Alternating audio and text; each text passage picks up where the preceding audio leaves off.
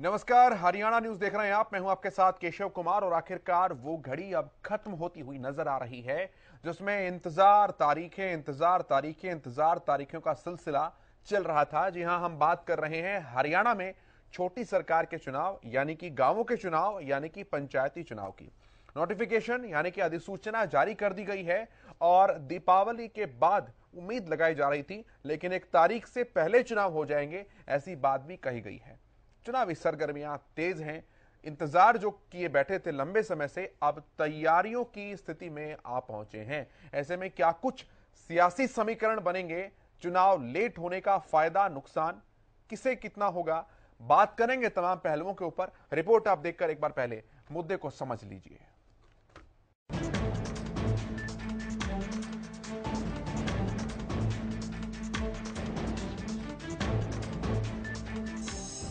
अब बजेगा पंचायत चुनाव का बिगुल।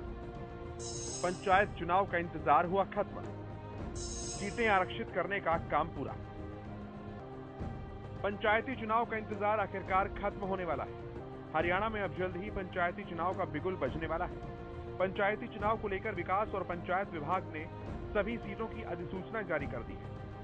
बता दें, पंचायत चुनाव के लिए विकास एवं पंचायत विभाग के एसीएस ने सभी जिलों के डीसी, एडीसी, जिला परिषद, सीईओ और पंचायत विभाग के सभी अधिकारियों को पत्र लिखा है और पंचायत चुनाव से संबंधित आरक्षित सीटों की ड्रॉ प्रक्रिया पूरी करने के लिए दिशा निर्देश दिए। अब इसके साथ ही आप पंचायती चुनाव के आरक्षण के गणित को भी समझ लीजिए। पंचायत चुनाव के लिए सीटों का आरक्षण। हरियाणा में जिला परिषद के 411 सदस्य बनेंगे। पंचायत समिति के 3079 सदस्य बनेंगे। हरियाणा में सरपंच 6219 और 61,973 पंच बनेंगे। 29 सितंबर तक ड्रॉ प्रक्रिया पूरी करने के निर्देश हैं। जिला परिषद में अनुसूचित जाति के लिए 93 सीटें आरक्षित हैं। बीसीए के लिए 36 सीटें आरक्षित हैं। पंचायत समिति में अनुसूचित जाति के लिए 694 सीटें आरक्षित हैं। बीसीए के लिए 274 सीटें आरक्षित हैं। बीसीए के लिए 500 सरपंच पद आरक्षित हैं। पंचों में अनुसूचित जाति के लिए 14,089 सीटें आरक्षित हैं। बीसीए के लिए 6,008 पद आरक्षित हैं। बीसीए के लिए अब ड्रॉ निकाले जाएंगे। बता दें, हरियाणा में फरवरी 2021 में पंचायत चुनाव होने थे, लेकिन बीसीए आरक्षण, महिलाओं के लिए 50% सीटें, सम विषम आधार पर सीटों का आरक्षण जैसी कई याचिकाओं की वजह से चुनाव 2021 में नहीं हो पाए। इस साल मार्च में कोर्ट ने चुनाव कराने की अनुमति दी, लेकिन पिछड़ा वर्ग आयोग के बीसीए को आरक्षण देने संबंधी रिपोर्ट में देरी की वजह से चुनाव नहीं हो पाए। वहीं राज्य चुनाव आयोग ने पंचायती राज संस्थाओं को पत्र लिखकर 30 नवंबर से पहले चुनाव कराने को कहा, जिसे स्वीकार करते हुए विकास एवं पंचायत विभाग ने सभी सीटों पर चुनाव के लिए अधिसूचना जारी कर दी है। यानी कि हरियाणा में अब 30 नवंबर से पहले पंचायत चुनाव हो सकते हैं। Desk report, Haryana news. जो पैनल हमारे साथ जुड़ा है, परिचय आपका करा दूं। हमारे साथ वंदना भोपली जी हैं, भारतीय जनता पार्टी की प्रवक्ता हैं। रजवंत डहीनवाल जी, इंडियन नेशनल लोकदल के प्रवक्ता हमारे साथ हैं। अजय गुलिया जी हमारे साथ जुड़ गए हैं, जेजेपी के प्रवक्ता हैं। बतौर वरिष्ठ पत्रकार राजकुमार सिंह जी हमारे साथ जुड़ गए हैं। और कांग्रेस के प्रवक्ता मनीष कटाना साहब कुछ ही देर में हमारे साथ स्टूडियो में पहुंचेंगे। बहुत स्वागत है आप सभी का हरियाणा न्यूज पर। पहले रिएक्शन में जान लेता हूं, जिस लंबे समय का इंतजार किया जा रहा था वो खत्म हो चुका है। वंदना जी, आपसे शुरुआत करते हुए पहली प्रतिक्रिया। कैसा आपको आवाज आ रही है मेरी? जी बिल्कुल सुन पा रहा हूं मैं। बस मुझे थोड़ा सा इको आ रहा है, उसका एक देख लीजिएगा।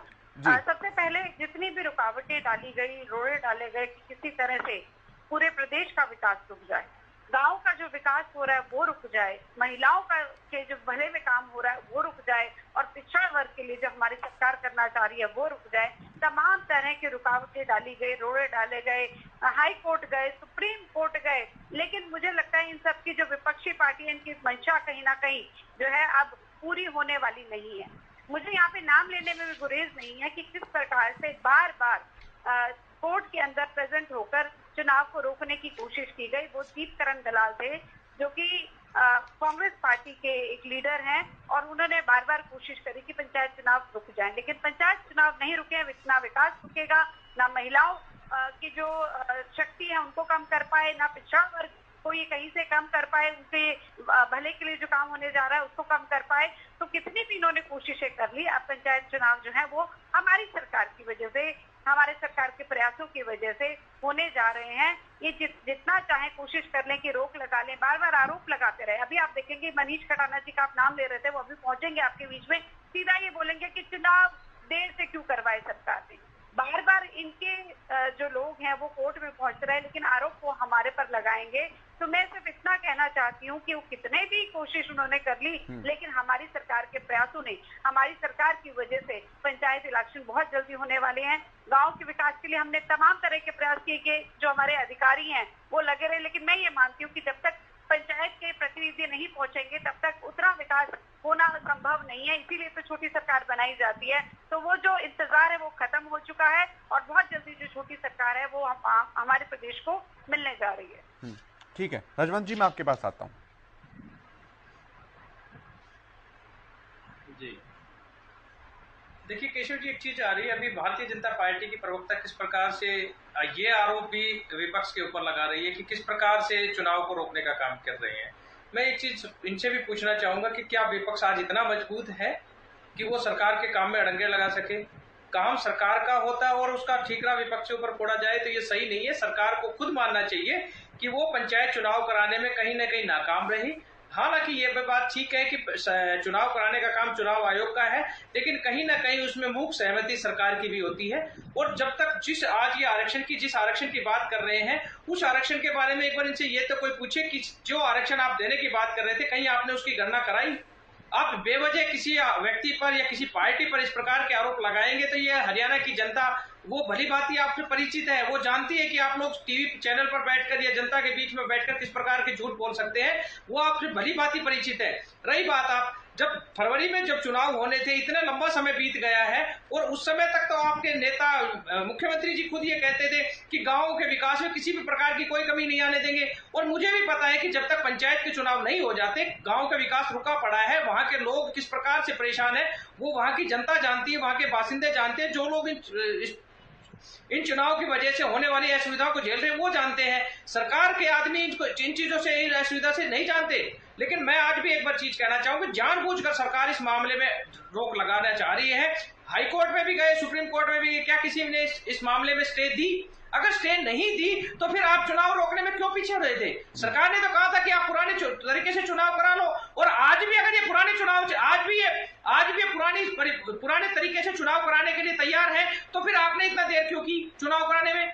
तो ये चीज देखिए कि इनका खुद का नजरिया है, ये किस अपने हिसाब से अपनी ही चिट और अपनी ही पट रखते हैं। ये इनकी तो गलती ये है कि आज जो ये चाहे वो सही है, बाकी जो कुछ करे वो सारे गलत है।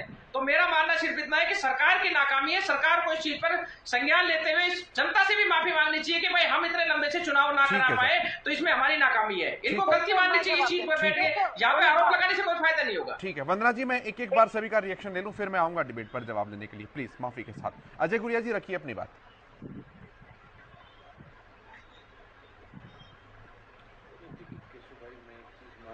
ये बात तो स्वयं मुख्यमंत्री महोदय ने और सबने स्वीकार करी कि जो गांव का प्रतिनिधि या छोटी पंचायत में चुन करके आता है वो बेहतर तरीके से उस क्षेत्र से होता है और बेहतर तरीके से काम कर सकता है। किंतु मामला कोर्ट में था। सरकार की तरफ से पूरे प्रयास था कि कोई कमी गांव के विकास में, गांव के काम में कोई कमी न रह जाए। तो अधिकारियों को दिशा निर्देश दिए गए थे, अधिकारियों ने गाँव में जाकर के काम भी किया। लेकिन ये तो तय है, सभी मानते हैं, हम मानते हैं कि जब चुनाव हुआ, सरपंच होगा, गांव के अंदर अपनी कमेटी होगी, ब्लॉक समिति के मेंबर होंगे, जिला परिषद के सदस्य होंगे और बेहतर तरीके से काम कर सकते हैं। मामला कोर्ट के अंदर था, उसमें जो विलम्ब हुआ, देखिए वो तो जब मामला कोर्ट के अंदर होता है तो उसके अंदर ना तो आप टिप्पणी कर सकते हैं ना हम टिप्पणी कर सकते हैं। लेकिन अब रास्ता साफ हो गया, हरियाणा प्रदेश के अंदर चुनाव होने जा रहे हैं और लोग अपनी पसंद की सरकार चुनेंगे और हरियाणा प्रदेश की प्रगति, उन्नति, देखिए हो रहा था काम, लेकिन और इसमें अगर तेजी आएगी तो वो हम सब के लिए अच्छी बात है। ये खुशी की बात है कि अब हरियाणा प्रदेश के अंदर चुनाव होने जा रहे हैं। ठीक है राजकुमार सिंह जी, पहली रिएक्शन। देखिए केशव जी, चुनाव विलंब से हो रहे हैं इससे कोई इनकार नहीं करता, और विलंब से क्यों हो रहे हैं इसको लेकर के राजनीतिक वाद विवाद भी है जो अभी तक टिप्पणियों से दिखता भी है। तो मेरा ख्याल यह है कि वास्तविकता को समझें। सरकार आरक्षण के साथ चुनाव कराना चाहती थी, उस आरक्षण के प्रावधान को लेकर विपक्ष को कुछ आपत्तियां थी, उसको लेकर कोर्ट में गए। जब मामला कोर्ट में है तो चुनाव नहीं हो सकता, बड़ी जाहिर सी बात। अब वो सारी आपत्तियों का निराकरण हो गया, पिछड़ा वर्ग आयोग बना, उसने रिपोर्ट दे दी, अध्ययन करके रिपोर्ट स्वीकार हो गई। उसके अनुरूप आरक्षण की व्यवस्था के तहत, जैसा आपने बताया, सीटों का आरक्षण भी घोषित कर दिया गया है। तो चुनाव का मार्ग प्रशस्त हो गया। ये बात बिल्कुल सही है कि अगर निर्वाचित प्रतिनिधि नहीं होते हैं तो क्षेत्र का विकास प्रभावित होता है, चाहे किसी भी स्तर पर। नौकरशाही की अपनी सीमाएं हैं और अपनी सोच की भी सीमाएं हैं। ऐसा नहीं है कि विकास पूरी तरह ठप हो गया, लेकिन नौकरशाही की अपनी समझ होती है। एक अधिकारी कुछ समय से उस क्षेत्र में, उस क्षेत्र की समस्याओं को पूरी तरह समझता है, नहीं समझता है, उसकी प्राथमिकताएं क्या है, उसके चलते प्रभावित होता है। ऐसा नहीं कि विकास बिल्कुल नहीं हुआ। फरवरी 2021 से लेकर अभी तक विकास कार्य रुके हुए, लेकिन हो सकता है उनकी गति और उनकी दिशा वो नहीं रही होगी जो निर्वाचित प्रतिनिधियों के होने पर हो सकती है। अब वो मार्ग प्रशस्त हो गया है, एक समय सीमा भी हमको नजर आ रही है, उससे पहले चुनाव हो जाएंगे। बाकी इसके लिए कौन जिम्मेदार है, कौन नहीं जिम्मेदार है, इसका फैसला जनता जनार्दन चुनाव के समय कर देगी। ठीक बात है। वंदना जी, मैं आपके पास आता हूं। अब रजवंत जी आरोप लगा रहे थे कि पंचायत चुनाव कराने में सरकार नाकाम रही है, अपनी ही जीत और अपना ही पट। देखिए, मुझे लगा कि शायद कांग्रेस के प्रवक्ता इस तरह के आरोप लगाएंगे कि हर तरह से उन्होंने इस केस को फंसा रखा, लेकिन फिर बार बार आरोप ये लगाते हैं। तो मुझे रजवंत जी, मुझे लगता है कि पढ़कर नहीं आए, ये बड़ी हैरानी रखते हैं, या उनको इवेंट्स का नहीं पता होता, उनको ये नहीं पता होता कि कोर्ट में क्या चल रहा है, ये बड़ी हैरानी की बात है। लेकिन मैं आपको एक एक करके बता देती हूँ। आप कह रहे थे ना फरवरी में चुनाव होने हैं, मैं आपको बता देती हूँ 7 दिसंबर 2020, डेट को आप ध्यान से सुनिएगा, 7 दिसंबर 2020 में जब अभी इलेक्शन होने में टाइम था, उस समय हमारी सरकार ने हरियाणा पंचायती राज अधिनियम की धारा 2 की उपधारा 5 में संशोधन कर दिया था, उसको पारित करा दिया था, जिसके हिसाब से पिछड़ा वर्ग के 1 को 8% आरक्षण, 50% जो वुमेन है उनको आरक्षण देने की बात कही गई थी। अब इसके खिलाफ कोर्ट में गया, इसके खिलाफ गए जीत करण दलाल, जो कि खुद कांग्रेस के नेता है, कांग्रेस के टिकट पे इलेक्शन लड़ चुके हैं। उनके पिताजी पलवल से विधायक रहे हैं, करण दलाल जी, और एक सीनियर कांग्रेस नेता है, वो कोर्ट में गए। अभी यहाँ पर राजकुमार जी भी कह रहे थे कि आरक्षण लेकर कुछ ऐसी बातें थी जो सरकार कराना चाह रही थी आरक्षण के साथ, लेकिन विपक्ष को आपत्ति आती। लेकिन यहाँ पर आपत्ति तो होती, आपत्तियां कर सकते हैं, कोर्ट में जा सकते हैं, उसमें कोई ऐतराज नहीं है, लेकिन राजनीति करना वहाँ पे अलग बात है। मैं आपको यहाँ पे बताना चाहूंगी, 1 सितंबर 2021 को हमारी सरकार ने कोर्ट में एफिडेविट देकर कहा कि केस चलता रहे, लेकिन हमें इजाजत देनी जाए कि हम चुनाव करा दें। हम हमेशा से चाहते थे कि टाइम चुनाव हो जाए। हमने एफिडेविट दिया कि आप अपना जो ये यहाँ पर जो केस चल रहा है वो चलता रहे, लेकिन हम इस इलेक्शन को करा दें। इसके केसेस पर कोर्ट ने क्या किया, जो याचिकाकर्ता है उसको बुलाया। कोर्ट ने स्टे दी थी क्या उस मामले में? कोर्ट ने स्टे दी थी क्या उस मामले में? रजवंत जी, आऊंगा, मैं आपसे सवाल लूंगा। सुन तो लीजिए, मैं एक चीज पूछना चाह रहा हूँ, मैं एक चीज पूछना चाह रहा हूँ, मैं एक ही चीज पूछना चाह रहा हूँ। 2 चीज पूछ लीजिएगा, लेकिन उनका जवाब पूरा हो जाने देंगे तो फिर सवाल और बेहतर तरीके से हो पाएगा ना। ठीक है, क्या ऐसे चलता है क्या? रजवंत जी, मैं पूरा समय दूंगा आपको सवाल पूछने का। बाबूजी, उनका जवाब पूरा हो जाता है एक बार, फिर वापस आऊंगा मैं आपके पास। छोटा पैनल है, मीनिंगफुल डिबेट होगा आज। जी, क्या बोल रहे हो? सबसे पहले 11 जून 2021 को डेट दी, ये लोग नहीं आए। फिर 3 नवंबर 2021 को डेट दी, ये लोग नहीं पहुंचे। 18 नवंबर 2022 को डेट दी, ये लोग नहीं पहुंचे। 21 नवंबर 2022 को डेट दी, तब भी ये लोग नहीं पहुंचे। अब कोर्ट ने संज्ञान लेते हुए जो हमने एफिडेविट दिया था उसके बेसिस पर 4 मई 2022 को कहा कि आप चुनाव करा सकते हैं। उसके बाद ये फिर से सुप्रीम कोर्ट चले गए कि जब तक पिछड़ा वर्ग आयोग की रिपोर्ट नहीं आई है तब तक कैसे इलेक्शन हो सकते हैं। आपको बताना चाहूंगी, रिकॉर्ड टाइम में 3 महीने के अंदर, सिर्फ 3 महीने के अंदर, आज तक ऐसा किसी भी प्रदेश में या देश में नहीं हो कि 3 महीने के अंदर आयोग ने अपनी रिपोर्ट दी। और हम कितना संकल्प है, हम इस चुनाव को कितना जल्दी कराना चाहते हैं, वो इसी बात से पता चलते हैं। लेकिन विरोधी है, विपक्षी है, ये इस तरह का भ्रम तो फैलाएंगे, इस तरह की बातें करेंगे, इसमें कोई बड़ी बात नहीं है। मैंने आपको एक डेट के हिसाब से बताया। आप चाहें तो सुप्रीम कोर्ट की जजमेंट देख सकते हैं, आप चाहें तो अखबार की जो रिपोर्ट है हमको देख सकते हैं, लेकिन आप वो नहीं देखेंगे। आपको तो कम फैलाना है तो फैलाइए, 10 बार फैलाइए, उससे फर्क नहीं पड़ता। मुझे इतना मालूम है, हमारी सरकार समय से चुनाव कराना चाहती थी, अगर उसमें किसी ने रोड़ा अटकाया तो वो विपक्ष था। ठीक है, अब मैं सवाल लेता हूँ। रजवंत जी, पूछिए अपना सवाल। देखिए, मैं एक चीज पूछना चाह रहा था केशव जी, इस प्रकार की जो याचिकाएं हैं, इस देश में हर व्यक्ति स्वतंत्र है, कोई भी किसी भी चीज को लेकर अपना वाद दायर कर सकता है जिससे वो असहमत हो, तो न्यायालय में कोई भी व्यक्ति जा सकता है। तो ये आरोप लगाना, क्या मैंने तो एक ही चीज पूछी है, क्या उस मामले पर स्टे थी जब कोर्ट ने ये एक आदेश दे दिया था कि भाई जो पुरानी प्रक्रिया है उस पुरानी प्रक्रिया से आप चुनाव करा लो, किसी प्रकार की कोई दिक्कत नहीं है।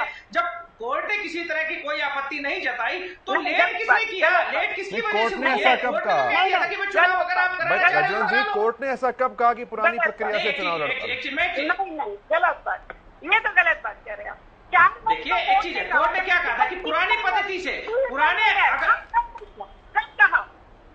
ये बताइए, डेट बताइए। ऐसा तो कोई जानकारी में है नहीं चीजें, आप या तो बता दीजिए भी फैक्चुअली। मैं सिर्फ एक ही चीज बताता हूँ, आयोग के हिसाब से आयोग अपनी रिपोर्ट देगी। मैं आपको एक चीज बताना चाहता हूँ, आयोग की बात नहीं, मैं सिर्फ एक चीज पूछना चाह रहा हूँ आपसे, क्या इस मामले में स्टे थी? क्या इस मामले में स्टे थी? मैं आपको एक ताजा एग्जांपल देना चाहता हूँ केशव जी, एक मिनट केशव जी, मैं इस चीज का एक एग्जांपल देना चाहता हूँ, रेवाड़ी नगर परिषद का। एक मिनट, अब मैं मेरी बात सुन लीजिए वंदना जी, मैं आपको बताता हूँ, रेवाड़ी नगर परिषद का इस चीज का आरक्षण से संबंधित एक मामला का मैं आपको एग्जांपल देना चाहता हूँ। इस मामले को लेकर हम खुद कोर्ट में गए थे, कोर्ट में किसी प्रकार की स्टे नहीं दी थी। हमने खुद उनसे ये रिक्वेस्ट की थी कि जब अगर मामला कोर्ट में है तो आप चुनाव क्यों करा रहे हो, लेकिन कोर्ट ने, उन लोगों ने चुनाव प्रक्रिया को आरंभ करा दिया, ये कह दिया कि आप चुनाव प्रक्रिया को टालना चाह रहे हैं।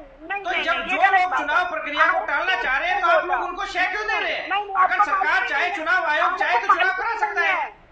कोर्ट ने जब चुनाव आयोग चाहे, चुनाव आयोग के ऊपर डिपेंड करता है, चुनाव आयोग और सरकार की अगर सहमति हो तो चुनाव हो सकते हैं, इस चीज में आप ये नहीं कह सकते।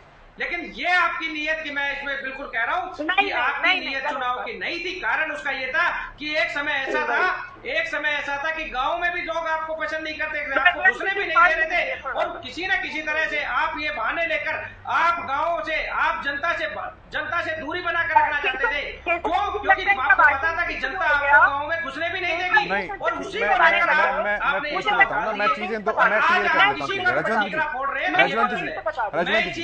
भाई रजवंत जी, एक मिनट सुनिए तो सही, 1 मिनट का आप 10 मिनट लीजिएगा, लेकिन सवाल सुन लीजिए। ठीक है, हो गया। रजवंत जी एक second, Vandana ji please 1 minute. Rajwant ji, आप कह रहे हैं कि कोर्ट ने इस तरह की बात कही थी कि आप सरकार पुरानी पद्धतियों के तरीके से अपने चुनाव करा ले। ठीक है, आप मुझे कोई भी फैक्चुअल डॉक्यूमेंटेशन उस बात का देंगे तो हम मानेंगे, हमारी जानकारी में ऐसा कुछ अभी है नहीं।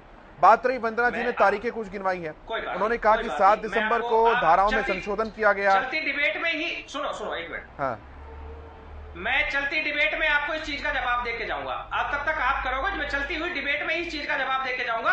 हाँ, मैं भाई अजय गुलिया की बात से एक चीज सहमत हूं, उन्होंने पहले में ही स्वीकार कर लिया कि हम चुनाव कराने में ये चीज उन्होंने देखा कि भाई मुख्यमंत्री जी ने भी मान लिया कि भाई चुनाव समय पे होने चाहिए, तो नहीं हो चुके। अगर ये चीज वंदना जी भी कह देती तो क्या दिक्कत था, लेकिन इनको तो ठीकरा फोड़ना है कि ये नहीं हुआ, वो नहीं हुआ। मैं तो सीधी बात एक चीज कह रहा हूं, क्या चुनाव पर किसी प्रकार की स्टे थी? अगर स्टे नहीं थी तो वो क्यों नहीं, अगर स्टे नहीं थी उसके बावजूद ऐसी क्या मंशा थी सरकार की कि वो चुनाव नहीं करा पा रही?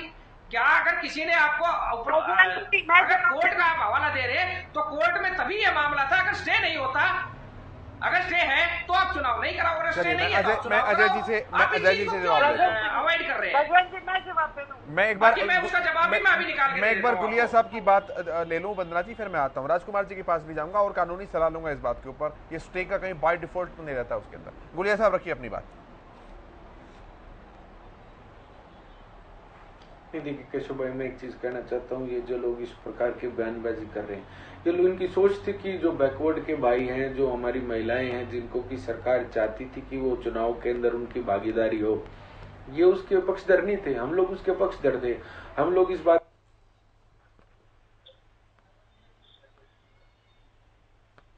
उनका कनेक्शन लॉस्ट हो गया है। ठीक है, मैं रिकनेक्ट करता हूं, मैं आपके पास आता हूं। वंदना जी तब तक रखिए अपनी बात। देखिए, मुझे लगता है रजवंत जी को ये समझना होगा कि 4 मई को हम जब कोर्ट ने कहा कि ये केस चलता रहेगा और आप इलेक्शन करा सकते हैं, और उसका जो बेस था वो हमारा एफिडेविट था। अब आप इनिशियल फेज की बात करें, जब अभी चुनाव की तारीखें नहीं आई थी और उस समय कोर्ट ने क्या कहा, आप उसकी बात को कहते हैं, तो मुझे लगता है ये समझना चाहिए कि अगर कोर्ट में हमारे अगर हितों को लेकर कोई उसके अगेंस्ट चला गया है तो उसके अगेंस्ट हम आवाज उठाएंगे, हमारे वकील वहां पर खड़े रहेंगे, हमारे पिछड़ा वर्ग के हितों के लिए, महिलाओं के हितों के लिए हमारे वकील वहां पर खड़े रहेंगे। लेकिन ये बिल्कुल क्लियर है, बिल्कुल सच है कि 1 सितंबर को हमने एफिडेविट देकर कहा था कि केस जो है वो चलता रहे और हम जो है इसका इलेक्शन कराना चाहते हैं, लेकिन उस इलेक्शन को डिले कराने में जिसका हाथ था वो कांग्रेस पार्टी के ही नेता थे। रजवंत जी, आपको इसको देखना चाहिए। और उसके बाद 4 मई को जैसे ही इसमें डेट मिली, हमें सुप्रीम कोर्ट से 3 महीने के अंदर जो है रिपोर्ट दी और उसके बाद हम इलेक्शन के लिए तैयार हैं। अब आप कह रहे हैं कि आप ये मान जाइए कि आप इलेक्शन कराने में असफल रहे। क्यों हम मान जाए जब हम अपनी जगह बिल्कुल सही है। अगर पिछड़े वर्ग के हितों के लिए आप बात करते हैं तो आप कहते हैं कि आप असफल हैं। हम महिलाओं के हितों की बात करते हैं तो आप बोलते हैं असफल है। अगर हम शेड्यूल कास्ट के लिए बात करते हैं तो आप बोलते हैं असफल है। तो आप 10 बार बोलिए, इससे फर्क नहीं पड़ता। उनके हितों के लिए हम खड़े रहेंगे, पहले भी खड़े रहे, अभी भी खड़े रहेंगे।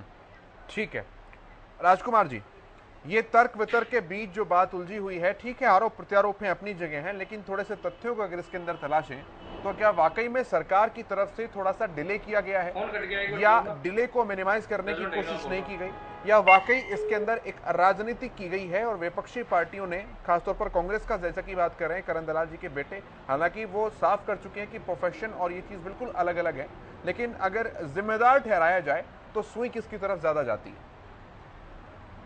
देखिए किशोर जी, 2-3 चीजें बहुत स्पष्ट तौर पर समझनी है। अगर सरकार ने कुछ वर्गों को आरक्षण के प्रावधान के साथ चुनाव कराने की बात कही और उस बाबत कानून में संशोधन किया, तो कहीं ना कहीं सरकार की मंशा थी कि उन वर्गों को आरक्षण का लाभ मिले, पंचायत में उनकी भागीदारी बढ़े, लोकतंत्र में उनकी भागीदारी बढ़े। तो अगर उस भागीदारी के बिना चुनाव कराने की सरकार पहल करती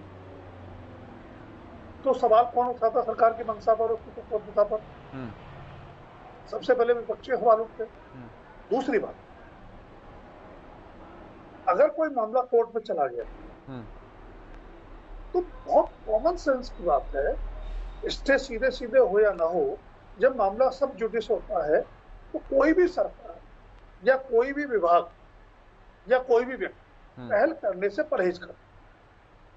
तीसरी बात, चुनाव प्रक्रिया कोई एक झटके का काम नहीं है कि आपने एक फाइल पर साइन कर दिया, हो गया, कल को कुछ अलग फैसला आएगा तब देख लेंगे। चुनाव प्रक्रिया लंबी प्रक्रिया है, खर्चीली प्रक्रिया है और बड़ी संख्या में लोग इसमें इन्वॉल्व होते हैं। तो जब तक कोर्ट से कोई आपको ग्रीन सिग्नल ना मिल जाए तब तक चुनाव कराने की पहल मुझे नहीं लगता कि बहुत बड़ी समझदारी हो। चौथी बात, आपने कहा कि प्रोफेशन अलग चीज है, राजनीति अलग चीज है, तो अलग रहनी चाहिए ना। आप राजनीतिक नेतृत्व के लिए अगर अपनी दूसरी भूमिका का इस्तेमाल करेंगे तो आपकी, जैसे आप सरकार की मंशा पर सवाल उठा रहे हैं तो आपकी मंशा पर भी सवाल तो उठेंगे। कोर्ट में बिल्कुल राजवंत जी बिल्कुल सही कह रहे हैं, इस देश के हर नागरिक को किसी भी मामले पर जिससे वह सहमत है कोर्ट में जाने का अधिकार है। लेकिन हमें यह नहीं भूलना चाहिए सुप्रीम कोर्ट ने अनगिनत बार PIL को लेके या दूसरे मामलों को लेके याचिकाकर्ताओं को फटकार भी लगाई है कि आपकी मंशा क्या है। किसी की भी मंशा, जो भी शासन के काम है, जनता की बेहतरी के काम है, प्रक्रियागत जो डिसीजन है नीतिगत, उनमें बाधा डालने की नहीं होनी चाहिए। अगर है तो उनकी मंशा पर सवाल तो उठेंगे।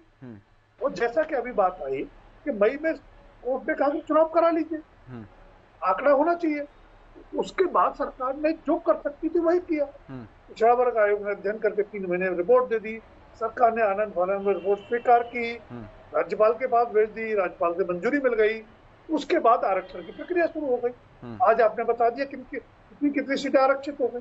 तो मुझे लगता है कि प्रक्रियागत तौर से सरकार जो जो कर सकती थी कानून और संविधान के दायरे में रहते हुए वो सरकार ने किया। विलंब हुआ तो उसके कारणों को हमें समझना होगा, बजाय सरकार पर ठीकरा फोड़ने के या दूसरे लोगों की राजनीतिक मंशा को भी समझना होगा। तो बेहतर यह होगा कि आरोप प्रत्यारोप से बचते हुए अब जब चुनाव नजदीक आ रहे हैं, कोशिश करें कि चुनाव ज्यादा सार्थक तरीके से हो पाए, पारदर्शी तरीके से हो पाए, ज्यादा से ज्यादा लोगों की उसमें भागीदारी हो पाए, और जो छोटी सरकार का स्वरूप है, जैसे गांधी जी कहते थे ग्राम पंचायत लोकतंत्र की प्राथमिक इकाई, तो उसकी मजबूती के लिए अब हम लोग क्या क्या कर सकते हैं वो करने की कोशिश करनी चाहिए। ठीक है। गुलिया साहब, आपकी बात अधूरी रह गई थी, पहले बात पूरी कीजिए आप। नहीं, देखिए, अभी चर्चा के बीच में एक चीज निकल करके आई कि अभी एक्सपर्ट बैठे थे, उन्होंने ये भी स्पष्ट किया कि जब चुनाव को लेकर के मामला कोर्ट के अंदर था तो इस पर किसी का भी कुछ कहना या ना कहना, लेकिन जिस प्रकार से सरकार अपनी बात पर अडिग थी कि सरकार की जो सोच है कि महिलाओं की भागीदारी उसके अंदर हो, जो बैकवर्ड के भाइयों की भागीदारी उसके अंदर होनी चाहिए, सभी को सभी के अधिकार और उनके हिस्सेदारी के अनुसार उनको सब चीजें मिलनी चाहिए। सरकार ये बात इस सोच को लेकर के आगे चली थी, और ये लोग आज लोगों के बीच में जाकर के क्या ये कह देंगे कि हम इस बात के पक्षधर नहीं थे कि आप लोगों को महिलाओं को अधिकार मिले चुनाव लड़ने का, क्या बैकवर्ड के भाइयों को अधिकार मिले? ये लोग, क्या ये जो विपक्षी लोग आज राजनीति कर रहे हैं, क्या ये बात कहने का साहस रखते हैं लोगों के बीच में जाकर के कि हम सरकार इस बात के पक्ष धरती की सभी को सबके अधिकार मिले, उनको चुनाव लड़ने का अधिकार मिले, महिलाओं को चुनाव लड़ने का अधिकार मिले और वो लड़े आधी सीटों पर?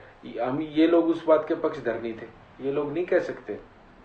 देखिए, एक चीज ये है, मामला न्यायालय में था, इस वजह से लेट हो। सरकार की मंशा हमेशा से थी कि जल्द से जल्द हरियाणा प्रदेश के चुनाव, और ये बात भी हम बहुत सार स्वीकार करते हैं कि जो अधिकारी लोगों के बीच में रह करके, चाहे वो ब्लॉक स्तर पे थे या जिला स्तर पे थे, काम कर रहे थे, लोगों के लिए काम कर रहे थे, उससे बेहतर काम जो जनता चुन करके भेजती है, चाहे वो सरपंच है, चाहे पंच है, चाहे वो जिला परिषद के सदस्य हैं या ब्लॉक समिति के सदस्य हैं, वो क्षेत्र के होते हैं, उन लोगों द्वारा चुने गए लोग होते हैं, वो और बेहतर कर सकते हैं, ये इसमें कोई दो राय नहीं। लेकिन सरकार ने अपने स्तर पे कोई कोर कसर नहीं छोड़ी, लोगों के बीच में जाकर के ब्लॉक स्तर के और जिला स्तर के अधिकारी भी जाकर के गांव के विकास कार्य को सुचारू रूप से चलाने का सरकार की तरफ से पूर्ण रूप से प्रयास था।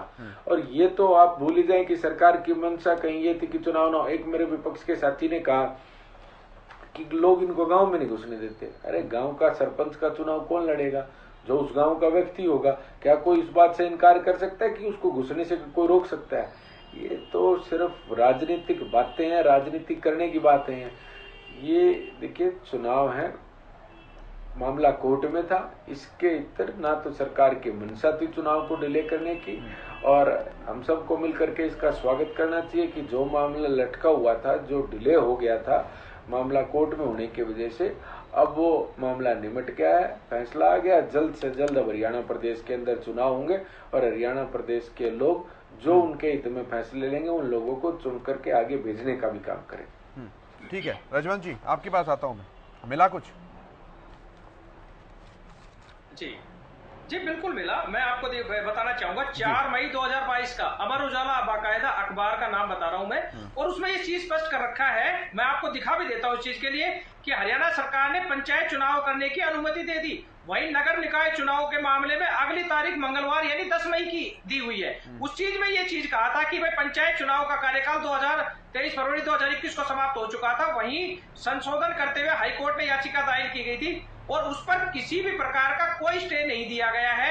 और सरकार अगर इस चुनाव कराने की स्थिति है तो सरकार चुनाव कराने में किसी भी प्रकार की कोई आपके अकॉर्डिंग मैं 4 मई 2022 की कह रहा हूं। मैं इस चीज के लिए कह रहा हूं। मैं वही तो मैं कह रहा हूँ, आपकी रिपोर्ट को अगर मैं मानूं। अरे डाइनवाल साहब, एक बार मेरा डाउट तो समझ लीजिए ताकि मैं क्लैरिफाई कर सकूं, फिर मैं वंदना जी से सवाल उसी के अकॉर्डिंग पूछूंगा ना। आप कह रहे हैं कि आपकी रिपोर्ट के अनुसार 4 मई 2022 को कोर्ट ने इजाजत दी पंचायत चुनाव कराने के लिए, ऐसा ही कह रहे हैं? हाँ, 4 मई 2022। तो वही तो वंदना जी कह रही हैं कि कोर्ट ने इजाजत दी, कहा कि रिपोर्ट लेकर आओ। 3 महीने में आयोग ने रिपोर्ट सौंप दी और अब पंचायत चुनाव हो रहे हैं। वंदना जी, तो ये अब पंचायत चुनाव हो रहे हैं। मैं आपको वही तो चीज कह रहा हूं कि उसमें भी यही कह रखा है कि ये चीज यही तो कह रहे हैं कि पुरानी पद्धति से अगर आप चुनाव कराना चाहें तो करा सकते करते हैं। अरे सर, तो ये बात 2022 में कही ना, आज भी पुरानी पद्धति से चुनाव कराते हैं। ये बात भी अगर कही तो 2022 में ही तो कही। तो लेकिन मैं तो आप सरकार पर ये तो आरोप लगा दीजिए कि आपने 4 महीने का डिले कर दिया, लेकिन 2 साल का डिले करने का वो फैक्चुअल नहीं लग रहा है। थोड़ा सा राजनीतिक पॉलिटिकल आप लगा सकते हैं, लेकिन वो फैक्चुअल भी तो लगना चाहिए। मैं एक चीज बता रहा हूँ, एक मिनट केशव जी, मैंने आपको क्या कहा है? मैंने आपको यही कहा है कि इससे पहले जब कोरोना के दौरान की जो बातें आई थी उसके बाद ठीक है, लेकिन जब सरकार के पास समय था तो सरकार ने वो चुनाव क्यों नहीं कराए? और अगर वो अब भी करा रही है तो मैं तो अब भी कह रहा हूं कि अब भी करा दीजिए। ये सितंबर की कह रहे थे, लेकिन सितंबर का भी समय निकाल दिया इन्होंने।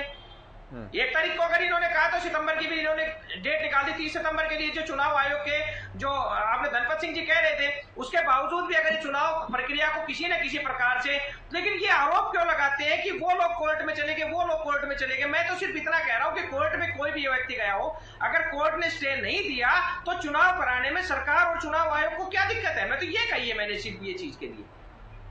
अगर स्टे नहीं है तो किसी को दिक्कत क्या है? चलिए ठीक है, मैं वंदना जी से ही पूछ लेता हूँ, वो बेटर समझा पाएंगे। वंदना जी।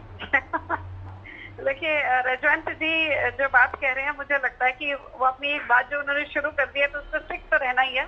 वही डेट मैं बता रही हूँ, यही डेट वो बता रहे हैं। ये क्या कह रहे हैं कि 4 मई को। मैंने आपको एक चीज कही है, मैंने जो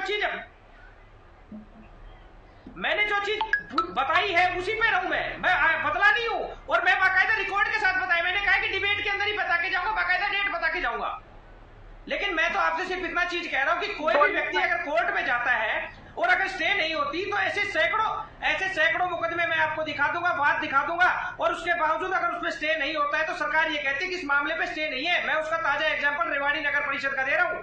मैं खुद उस चीज में शामिल था और नगर परिषद का चुनाव भी किया गया वहाँ पे, और उसमें मेरी बारी है। मुझे लगता है ये रेवाड़ी का एग्जाम्पल बाद में देते रहेंगे। नहीं, मैं उसको बता रहा हूँ कि वो भी आपके कार्यकाल में ही हुए ना, और हमें ये कहा गया कि स्टे नहीं है इसलिए हम चुनाव कराएंगे।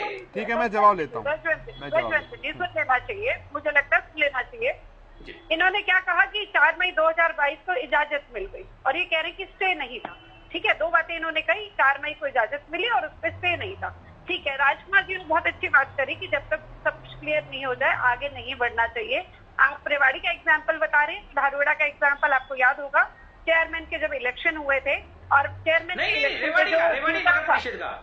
धारुड़ा नहीं सुन लीजिए, मैं जो बता रही हूँ सुन लीजिए पहले पूरा। धारुड़ा में जो इलेक्शन हुए थे, अगर आपको याद हो चेयरमैन के, तो पहला चेयरमैन जो जीता था उस पर आरोप लगाए गए और कोर्ट में केस चला गया। तो चुनाव आयोग ने दूसरे अगले चुनाव के लिए उसी इलेक्शन को दोबारा से कराने के लिए कि ये इसको निरस्त करते हुए दोबारा चुनाव करने के लिए उन्होंने डेट दे दी। इलेक्शन के लिए कैंपेनिंग शुरू हो गई। इलेक्शन से एग्जैक्ट 2 दिन पहले क्या डिसीजन आया कि जो पहले वाला जो चुनाव था वो सही था, यानी कि इतनी ज्यादा एनर्जी, इतना ज्यादा जो लोगों के साथ लगे रहे, पैसा उनका लगा चुनाव प्रचार में, वो सब वेस्ट गया। तो यही स्थिति अगर हरियाणा के साथ होती, आप ये कह रहे हैं कि सब कुछ क्लियर नहीं है फिर भी आप चुनाव में चले जाइए, हालांकि वो बात अलग है कि आपको पड़ा है नहीं, जो रेवाड़ी नगर परिषद में जो हुआ तो वो क्या गलत हुआ था, सही हुआ था, मुझे ये भी बता दीजिए। फिर आपकी बात से मैं सहमत हो गया, आपकी बात से मैं सहमत हो गया, लेकिन रेवाड़ी नगर परिषद में जो हुआ क्या वो सही हुआ या गलत हुआ, ये भी बता दीजिए। मुझे क्यों है, वो भी तो मामला कोर्ट का ही था ना। मैं वही तो चीज मैं मुद्दे से नहीं भटक रहा, मैं खाली कोर्ट की बात कर रहा हूँ। जब रेवाड़ी नगर परिषद के लिए जो व्यक्ति आरक्षण को लेकर अगर कोर्ट में गए तो मैं कहा, जो राजकुमार जी ने भी कहा वो भी आप नहीं समझ पाए, जो मैं कह रही हूँ वो भी नहीं समझ पाए कि जब तक सब कुछ क्लियर नहीं हो जाता चुनाव में जाना मुझे कहीं से भी तर्क संगत नहीं लग रहा था। और जब कोर्ट ने इजाजत दी तो उसके बाद हम आए हैं चुनाव के लिए। 3 महीने के अंदर सुन लीजिए मैंने आपसे यही पूछा है कि आपकी बात बिल्कुल ठीक, आपकी बात ठीक मान गया मैं। सुनो एक मिनट आपकी बात ठीक मान गया मैं, लेकिन रेवाड़ी नगर परिषद ने जो हाई कोर्ट में याचिका पेंडिंग थी, अपवाद को नियम मत बनाइए। क्या वो सही कराए या गलत कराए? Rajwant ji, exception can never be rule. अपवाद की बात नहीं है, ये जो चीज हुई, अगर भाई आप मुझे एक केस का जिक्र दे रहे हैं जिसमें आपको सहूलियत है, इसका उदाहरण आप दे रहे हैं, तो एक उदाहरण वंदना जी भी दे रही हैं। अब हर कोर्ट के सामने हर पहलू अलग अलग होता है ना। अब मर्डर के सारे केस एक तरीके से थोड़ी ना सॉल्व किए जाएंगे, हर केस अलग है अपने आप में, सबकी टेक्निकलिटीज अलग अलग है। चलिए ठीक है, आप ठीक है रजवंत जी, आपकी बात ऊपर रखकर राजकुमार जी का सवाल मैं दूं आपसे।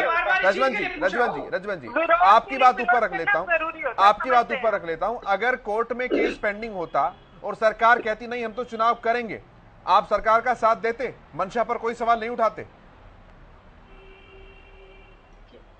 देखिए, इस चीज के लिए मैं आपको एक चीज बताता हूँ। मैं आपको बार बार ये कह रहा हूँ, मैं एक चीज और बताता हूँ। मैं खुद प्रैक्टाइजिंग लॉयर हूँ और इस चीज के लिए मैं क्या कहता हूँ कि कोर्ट एक चीज, अगर कोर्ट में स्टे है तो चुनाव कराने की कोई समस्या ही नहीं है। सर, मेरा ये सवाल लोकदल के प्रवक्ता से है, प्रैक्टिसिंग लॉयर से नहीं है। चुनाव आयोग वो ये कह सकते। मेरा ये सवाल इनेलो के प्रवक्ता से है कि अगर सरकार उस समय चुनाव कराती तो क्या आप सरकार की मंशा पर सवाल उठाते या नहीं उठाते? सिर्फ हाँ या ना। अगर स्टे नहीं है तो चुनाव कराना चाहिए था, अगर स्टे नहीं है तो चुनाव कराना चाहिए था। कराना चाहिए था, मैं आपकी बात को ऊपर रख रहा हूं, लेकिन सरकार चुनाव कराती तो आप सरकार की मंशा पर सवाल उठाते या नहीं उठाते कि जब कोर्ट में केस है तो तुम्हें जल्दी क्यों है? सवाल उठाते या नहीं उठाते? केवल कानून से बाहर कोई है क्या? कानून से बाहर कोई है क्या? अरे सर, कोई कानून से बाहर नहीं है। और आंसर यस और नो। संविधान को नहीं मानते क्या? आंसर यस और नो। सवाल उठाते या नहीं उठाते? मैं क्या कह रहा हूँ,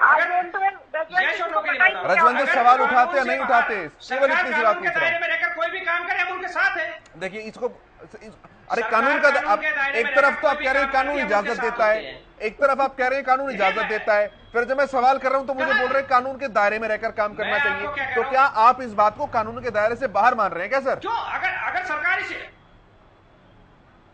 नहीं, मैं आपको चीज वही जो केशव जी मैं वो बता रहा हूँ ना कि सरकार अगर स्टे नहीं है तो सरकार चुनाव कराने में क्या दिक्कत थी? मैं कह रहा हूँ कोई दिक्कत नहीं थी। आपकी बात को ऊपर मान लिया मैंने भाई, आपकी बात को ऊपर मान लिया, कोई दिक्कत नहीं थी। आपकी बात को ऊपर मान लिया। टाइम मशीन में 1.5 साल पहले चले जाइए, जिस दिन कोर्ट ने फैसला दिया था। आप कोर्ट, सरकार आज बोल दे कि हम चुनाव कराएंगे और कोर्ट में केस चल रहा है, आप सरकार का साथ देते? मंशा पर सवाल उठाते या नहीं उठाते? देखिए, उसमें हम ये की चीज कहते हैं, हमारे पास हम एक मिनट, हम मंशा पे सवाल बिल्कुल नहीं उठाते। हम सिर्फ कोई भी व्यक्ति है, समझदार व्यक्ति, वो एक ही चीज कहता है भाई स्टे है, बोला नहीं है, बोला जब कोर्ट ने स्टे नहीं दे रखा तो चुनाव कराओ, कोई दिक्कत नहीं है, उसमें कोई ऑब्जेक्शन होता ही नहीं है। ठीक है, ये चीज के लिए पढ़े लिखे अनपढ़ व्यक्ति, हर व्यक्ति समझता है। इसमें हम अगर तब हम करते तो हम विरोध करते तो ये कह सकते थे कि कोर्ट के खिलाफ जा रही है। ठीक है, ठीक है। राजकुमार जी, मैं आपके पास आता हूं। गुलिया साहब उससे पहले कुछ बोलना चाह रहे हैं। गुलिया साहब बोलिए। नहीं केशव भाई, देखिए इनको कोई समझाने वाला कह रहे हैं पढ़े लिखे अनपढ़, पता नहीं किस प्रकार की बात कर रहे हैं। ये कह रहे हैं जो पंचायती राज में संशोधन हो गया था और इस तरीके से चुनाव होने थे कि महिलाओं की सीटें भी उसमें आरक्षित हों, बैकवर्ड के भाइयों को भी उसमें हिस्सेदारी हो। जब वो पंचायती राज के अंदर वो संशोधन हो गया था और सरकार वो कर चुकी थी, वो पारित हो गया था, उसके बाद क्या सरकार वो अपना पारित करे हुए के बाद कैसे चुनाव करा देती है? किस प्रकार की बातें कर रहे हैं? जो पारित हुआ उसके बाद तो लोग चुनाव आयोग के अंदर कोर्ट के अंदर गए, कोर्ट के अंदर गए और जो भी गए, अभी देखिए वो किस प्रकार से, जब कांग्रेस के नेता करण दलाल के बेटे से पूछा गया तो उन्होंने स्पष्ट कहा कि ये तो professionalism and politics is all together a different story. जो इनको मनमाफिक आती है तो उस हिसाब से बातें करते हैं। अब ये कह रहे हैं हम तो नहीं कहते। देखिए जब संशोधन हो गया और सरकार की मंशा थी कि उनको भागीदारी मिले तो क्या सरकार सब कुछ वापस लेकर के चुनाव कराती? ये चीजें तो इनको समझनी चाहिए। इसका मतलब ये इस बात को आपके टीवी चैनल के डिबेट पे शहर स्वीकार करें कि ये इस बात के पक्ष धरनी है कि बैकवर्ड के भाइयों को उनकी हिस्सेदारी मिले, महिलाओं को चुनाव के अंदर 50% की हिस्सेदारी मिले, ये इस बात के पक्ष धरनी है। ये तो इनको तय करना है। रजवंत जी, अब ये सवाल आ गया आपकी बात के ऊपर, आप इसे जवाब लेता हूं। अगर आप उस समय कहते सरकार पर दबाव डालते, आप बोलते कि सरकार की मंशा पर हमें संदेह नहीं है, तो इसका मतलब संकेत इस बात पर जाता कि जिस आरक्षण के लिए सरकार ने हामी भरी और जिस आरक्षण को लेकर कोर्ट में मुकदमा चल रहा है, आप उस आरक्षण के खिलाफ है। गुलिया साहब का सवाल है।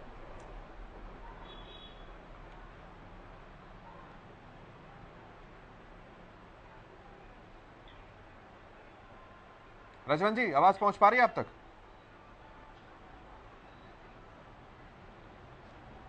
चले, फोन लाइन डिस्कनेक्ट हो गई है शायद। मैं राजकुमार जी से लेता हूं सलाह इस बात के ऊपर। राजकुमार जी, लोकदल के प्रवक्ता की रजवंत जी की ये बात लगातार कहनी सुनने में तो बड़ी अच्छी सी लग रही है, लेकिन क्या अगर इसे सार्थक बात माना जाए या प्रैक्टिकलिटी की कसौटी पर इसे खरा उतारा जाए तो क्या यह संभव है? देखिए कृष्ण जी, इसके दो पहलू हैं। एक पहलू की तरफ अभी अजय गुलिया जी ने इशारा किया। अगर सरकार ने कुछ वर्गों को आरक्षण के प्रावधान के साथ पंचायती राज अधिनियम में जरूरी संशोधन कर दिया, जाहिर सी बात है कानून बन गया। अब रजवंत जी कह रहे हैं कि कानून बनाने के बाद आप उस कानून का बिना पालन किए चुनाव करा लेते, तो उसी कानून को तो आपने चैलेंज किया ना कोर्ट में। यानी सरकार से अपेक्षा कर रहे हैं कि गैर कानूनी काम जो अपना बनाया हुआ कानून था उसी के प्रतिकूल आचरण करते हुए सरकार चुनाव करा देती। तो एक तो सरकार गैर कानूनी काम करती जो उनकी अपेक्षा है, दूसरा एक राजनीतिक पहलू है। अगर कोई सरकार जो कि राजनीतिक दल की ही सरकार होती है, हम तो पार्लियामेंट्री सिस्टम में है, एक उसकी प्रतिबद्धता है कि पिछड़े वर्गों को, महिलाओं को, बाकी वर्गों को पंचायती राज व्यवस्था में ज्यादा से ज्यादा हिस्सेदारी देने के लिए हम आरक्षण देना चाहते हैं। उसके लिए पंचायती राज अधिनियम में संशोधन किया गया। और अगर उसके बिना चुनाव करा लेते तो एक तो अपने ही बनाए हुए कानून से मुंह मोड़ के आप आचरण करते, पहला सवाल वो उठता। दूसरा, आपकी जो प्रतिबद्धता थी कुछ वर्गों के प्रति कि उनको सशक्त करना है पंचायती राज व्यवस्था में, उसकी आपकी प्रतिबद्धता पर सवाल उठता। तो ये विशुद्ध राजनीतिक नजरिया है चीजों को देखने का और दिखाने का। ये सभी राजनीतिक दल समझते हैं, उनके प्रवक्ता भी समझते हैं कि प्रशासनिक और कानूनी तौर पर क्या सही था वही सरकार ने किया, और राजनीतिक रूप से जो सरकार के लिए सही था या भाजपा जसपा गठबंधन के लिए सही था वो उन्होंने किया। ये सब नहीं है। अभी जैसे खुद राजवंत जी ने भी कहा एक रिपोर्ट के हवाले से कि 4 मई 2022 शायद यही तारीख बताई उन्होंने, जी कोर्ट ने मंजूरी दे दी चुनाव कराने की। जी अगर कोई अघोषित रोक जो हम कहते हैं सब जुडिस मामलों में रहती है नहीं थी तो मंजूरी की जरूरत क्यों पड़ी? और जैसा वंदना पोपली कह रही थी भाजपा प्रवक्ता कि सरकार ने एफिडेविट देकर के कहा कि चुनाव कराने की उनको अनुमति दी जाए, वो 3 तारीखों पर याचिकाकर्ता या उनके वकील नहीं पहुंचे। तो इस पूरी प्रक्रिया में विलंब कौन कर रहा था? चुनाव की कराने की दिशा में कौन बढ़ रहा था और अड़चने कहां थी? अब पूरे मामले को देख ले, आईने की तरह साफ है।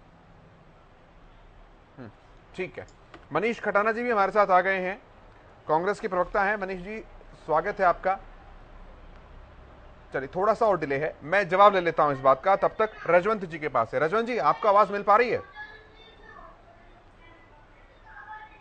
जी बिल्कुल बिल्कुल। गुलिया साहब का सवाल था आपसे कि अगर उस समय आपने अब तो हामी भर दी है कि हाँ हम सरकार की मंशा पर सवाल नहीं उठाते, लेकिन जिस आरक्षण को लेकर सरकार ने फैसला लिया था फिर आपका संदेश इस तरह का जाता कि लोकदल आरक्षण का विरोध कर रही है। ये गुलिया साहब का सवाल था। देखिए, मैं एक चीज मैं बताना चाहूंगा कि हम जो व्यक्ति है हम किसी के भी विरोध में नहीं होते।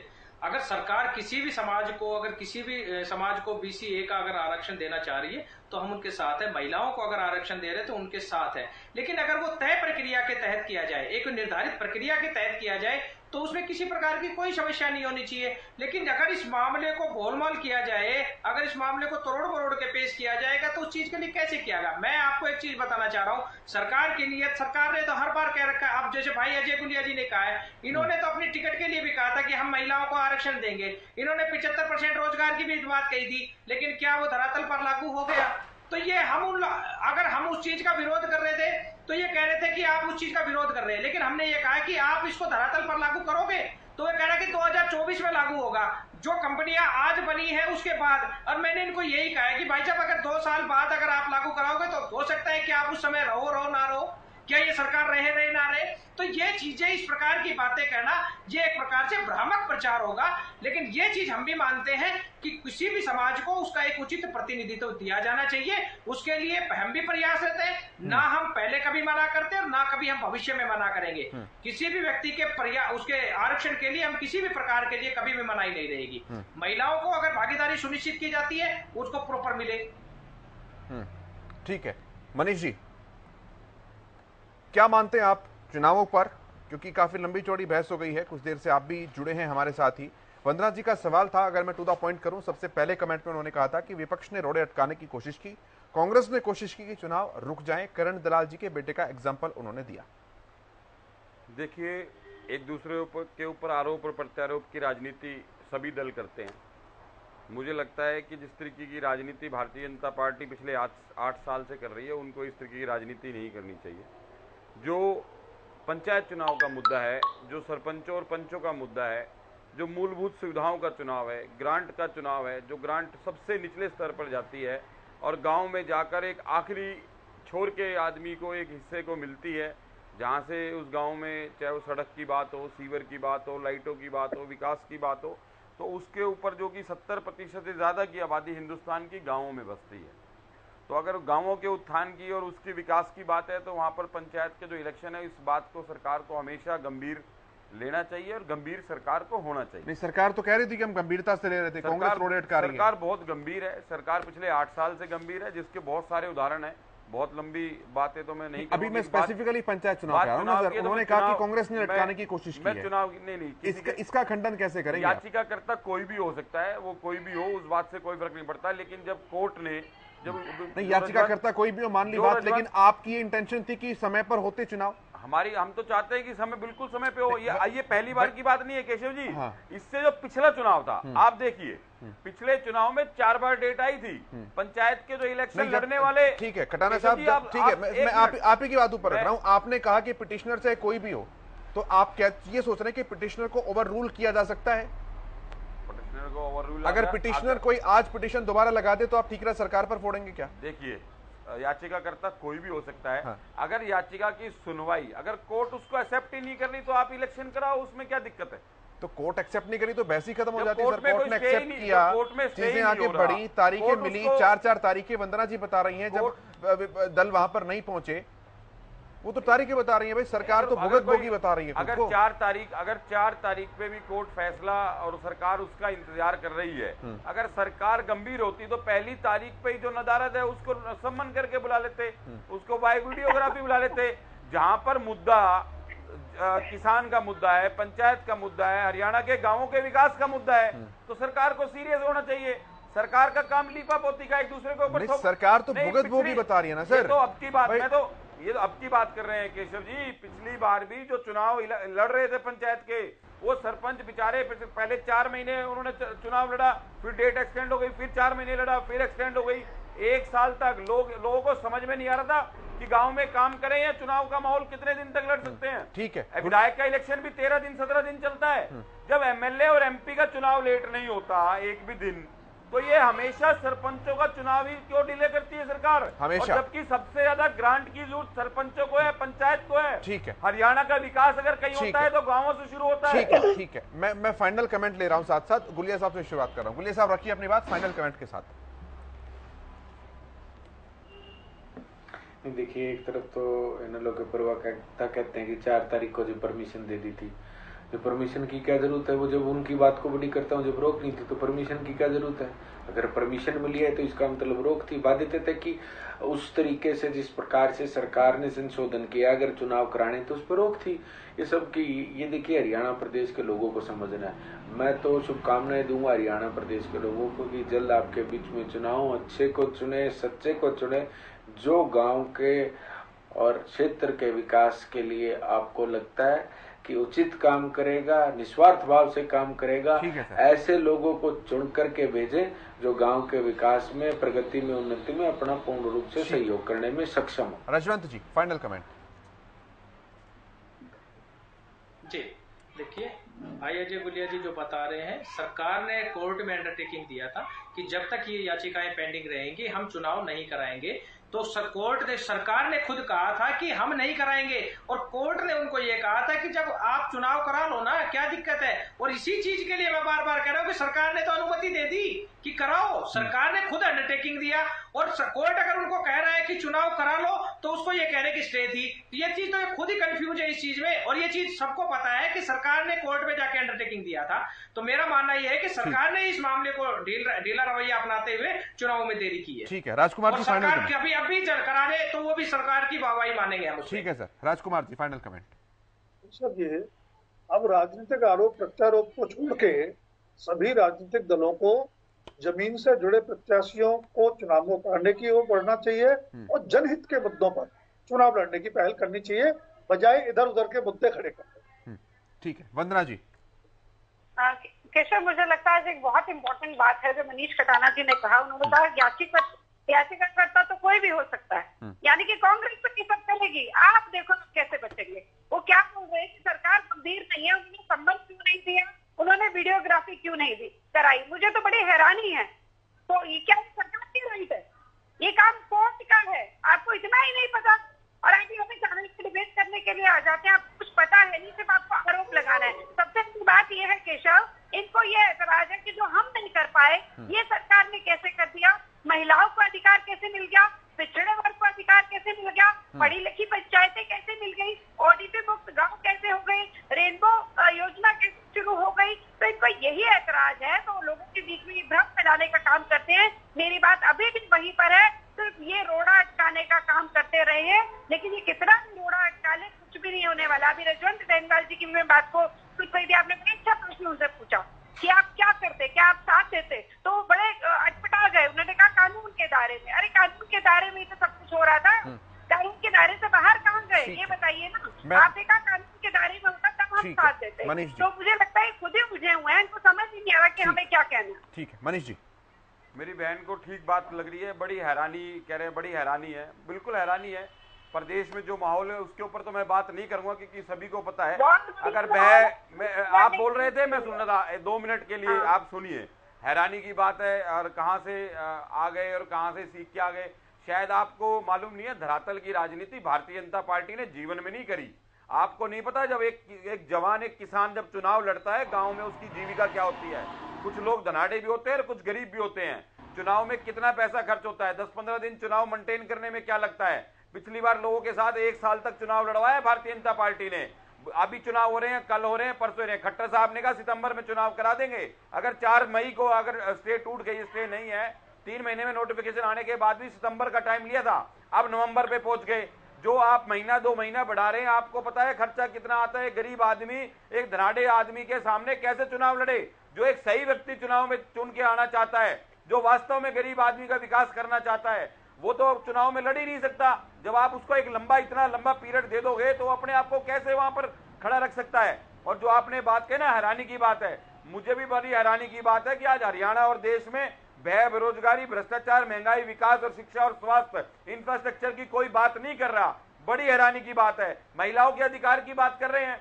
आपकी एक महिला नेत्री ने किस तरीके से एक आदिवासी महिला को टॉर्चर किया और उसके लड़के ने वीडियो बनाकर, और वो महिला बाल विकास की और वहां पर पूरे प्रदेश की सचिव थी। तो आप महिलाओं के अधिकार की बात ना करें। जो अभी आपकी एक बहुत सी ऐसी महिला नेता हैं जिनके बारे में बताऊंगा तो बहुत लंबी लिस्ट आ जाएगी। जिस तरीके से वो लोकसभा में खड़े होकर बातचीत करते हैं, तो महिलाओं के अधिकार और आरोप मैंने आरोप प्रत्यारोप की राजनीति नहीं करी। मैं सिर्फ एक ही बात कहता हूँ, मैंने आरोप प्रत्यारोप की नहीं करी। सरपंच का चुनाव एक गरीब व्यक्ति लड़ता है, उसको चुनाव में रहने के लिए उतना समय चाहिए जितना समय चुनाव में लगना चाहिए। पिछली बार भी आपकी सरकार ने 1 साल डिले करा, इस साल भी डिले करा।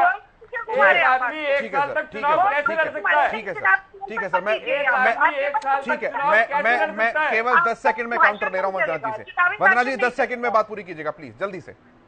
देखिए, मुझे लगता है मनीष कटाना जी ने पंचायत को लेकर बहुत सारी बातें, इन्होंने आज माहौल ऐसा है वैसा है। माहौल तो मुझे लगता है कांग्रेस पार्टी का हम सभी देख रहे हैं कि इनका संगठन बनने में जिस तरह से सिर्फ पुटअव्वल हो रही है। ठीक है, ऑफ ट्रैक हो जाएगा बहुत ज्यादा। के अलावा कुछ है ही नहीं। मैं यहीं पर रुक रहा हूँ, मैं यहीं पर रुक रहा हूँ सर, माफी के साथ मैं यहीं पर रुक रहा हूँ, यहीं पर डिबेट खत्म कर रहा हूँ। बहुत शुक्रिया मनीष जी, राजकुमार जी, रजवंत जी, वंदना जी, अजय गुलिया जी, चर्चा में शामिल होने के लिए। अपना समय